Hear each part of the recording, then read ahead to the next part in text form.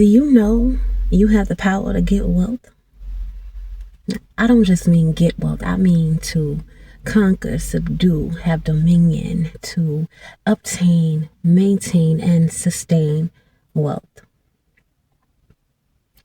I know this may seem random, and it is, but this comes from my personal time spending in devotion, and also I was working on a few devotionals. I was making a few errors and mistakes, and I kind of wanted to put it off for a minute.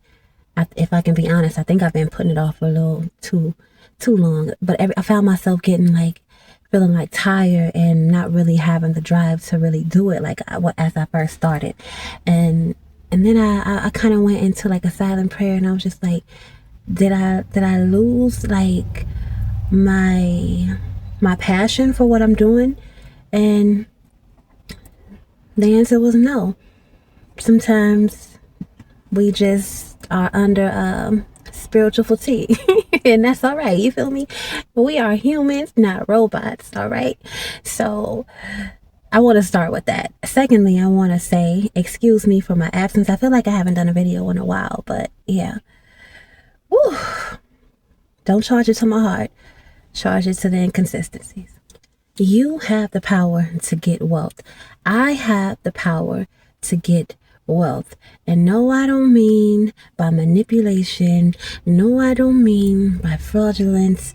No, I don't mean by going out here and dibbling and dabbling into divination and sorcery and none of that. Like, we not on that type of time. But I'm talking about the power that has been given to you by our Father. I'm talking about the power that you have been given in Genesis, where the Lord gives us the authority to conquer, subdue, have dominion, to create generational wealth, to be the lender and not the borrower, to be blessed so that we can be a blessing. Now, the problem with that is, I don't think we've tapped into the foundation of that, right? Because when we think about wealth, if you come from the trenches just like I did, you were not given a silver spoon. So when I think about wealth, I think about inheritance and stuff like that. But the biblical definition of wealth, I mean, that's our inheritance from the kingdom. That is having everything that you need to generate wealth inside of you, right? But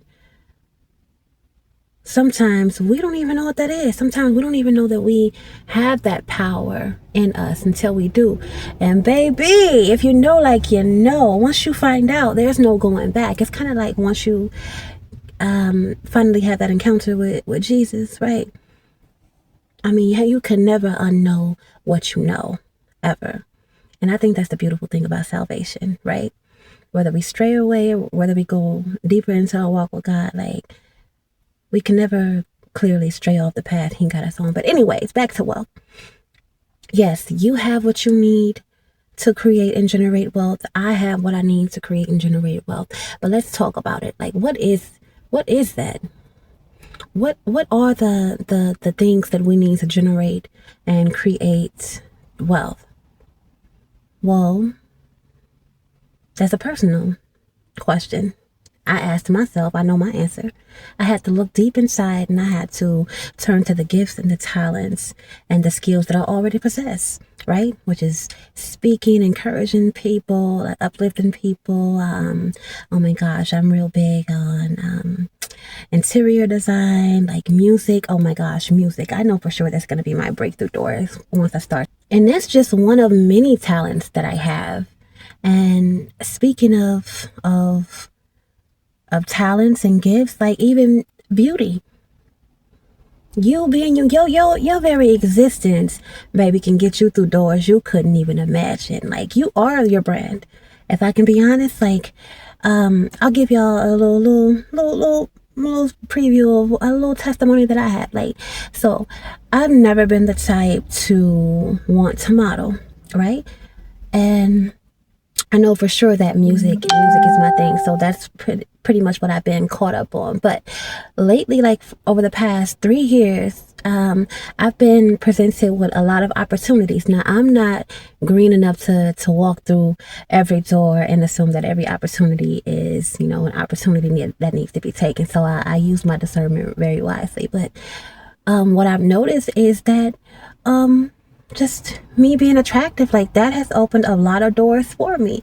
Now, I'm not bragging and boasting because I'm not that superficial, you know what I'm saying, and I'm not that shallow, but I used to be so insecure, and I know that might sound crazy because I am attractive, but like, oh my gosh, I couldn't really see myself for myself, you know what I'm saying? But as I started to mature in Christ and grow into me, and I started to transition, and I start to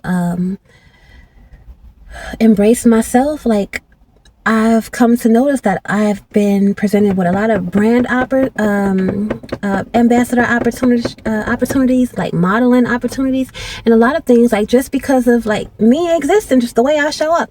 And I think that's such a blessing, because here I was, like I used to think that being attractive for me was just like it was a curse. Like we talk about pretty girl privilege, but I've always had pretty fatigue. Like I've never thought that being attractive was a big deal, but apparently, like God even uses your attractiveness. He will use you.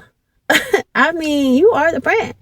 And so, I mean, if you find yourself, you're attractive, like, but you're a very humble person, then use that to your advantage. If it's God's will, I promise you it will work out. But just all you have to do is just go inside of yourself and just sit with yourself, sit with God, and tell him to reveal what is already in you. And I promise you will be so amazed. Like sometimes I'm even amazed of like some of the things that are exposed from me. I just be like, wow, so amazed. Like, and then I found myself asking God, like, Lord, why couldn't you have revealed this to me like sooner? And I already know the answer to that, because God will not place into your hands what you are not ready and equipped to carry or handle. And I was not that. I wasn't ready. I probably would have, baby, that would have been self-sabotage at its finest. But you know what? The beautiful thing is, baby, God's timing is not our timing, sweetheart. And he may not come one way we want him, but he is right on time. So all you have to do is like go within yourself and ask God to reveal and stir up the gifts inside of you. Take those gifts, put them on a paper, because write the vision down and make it plain. You understand me? So that you'll have a legit like visual of like what are you capable of, like your strengths, your weaknesses, like all of that. All of those tie into purpose. All of that ties into elevation, generating wealth. Oh my gosh, all of that ties into financial stability. Like, my goodness, like I can go on and on and on about this, but like you have the power to generate wealth and you don't even know it. I didn't even know it until, like I said, like this has been festering in me, because like I take care of people. I've been taking care of people for 11 years, and it can be very demanding. And I'm like, Lord, okay, I love helping people. I love service. I love making a difference, but I know it has to be another way that is going to help me sustain my mental, spiritual, emotional, and physical capacity. And then, like I said, I had to sit down, and then the Lord started stirring up my gifts. I started writing devotionals. I started working on my music. I'm working on Queendom consultations. So y'all stay on the lookout for that. Like, I'm still growing into this woman that God wants me to be, but that's all a part of transition. That's all a part of becoming. And you don't just become just to become. You become to be a blessing. You become to be the lender, not the borrower. You become to oh my God, to thrive, to survive. You become to set the standard, to be the example. My gosh, you become to lead people to the one who set you on a path to becoming. That was a word for me. So like, you have the power to get wealth, but the question is, are you going to use it? That's your homework for today. Now that you know you are a walking blueprint and a catalyst to change lives, to change your life, what are you going to do with that information? I'm talking to you. Don't ask me. I already know what type of time I'm on. So when you see me on that big screen, just know you heard it here first, okay? Because, baby, it is the season to become, okay? Because going into 2026, there will be no more excuses. And some of us, we already know what we need to be doing. So stop going to God asking him who, what, when, where, and why, because he done told you. All right? You should have been on go. Now, y'all stay blessed and be humble. I pray that whoever this message is for, you receive it. I know I can be a little intense, but I mean, it's all love.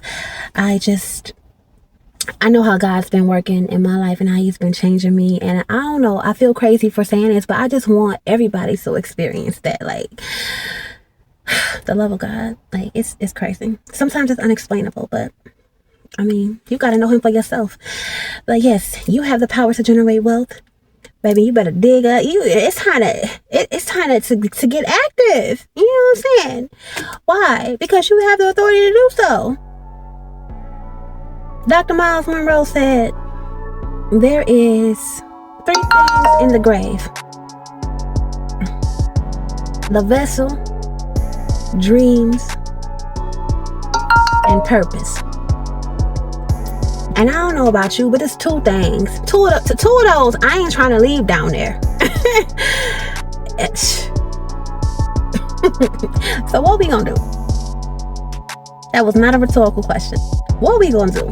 Because going into 2026, I expect to hear about some progress, some promotion, some business plans, some purpose being set in motion, some lives being changed, starting with yours.